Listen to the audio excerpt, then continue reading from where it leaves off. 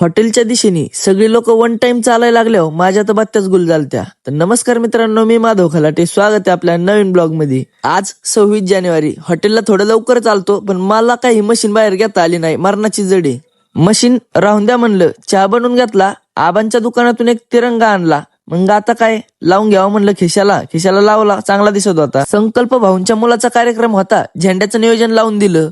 तर हॉटेलला माघारी आलो तर मला बघायला भेटलं हे काय चाललंय. वासरू पायी चालताना बघितलं होतं, गाडीत पहिल्यांदाच बघितलं. हॉटेलच्या दिशेने एवढी माणसं यायला लागल्यावर माझ्या तर बात्याच गुल झालत्या. म्हणलं आता सांभाळता येतंय का नाही हॉटेल. त्यातला एक कस्टमर म्हणला, माधा कॉफी दे कॉफी, तगड्या माणसाचा खर्च आहे आज. बर मग काय, सगळ्यांना कॉफी दिल्या. तेवढ्यात मुकदमाचा फोन आलता, ऊस तोडाय फडात टोळी आली. मग काय कापड बदलली आणि नारळ घेतला दुकानातून आणि निघालो.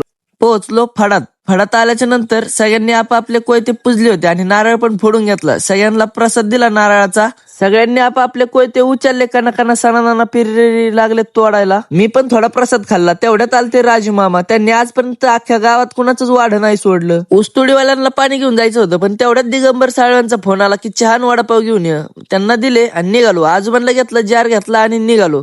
आजोबा म्हणतात, बाबा थोडं दमानी. फडात पोहोचलं तर काय, गंदा दत्त IT पार्कचं काम सोडून डायरेक्ट ऊस खायला आलते आपल्या वावरात.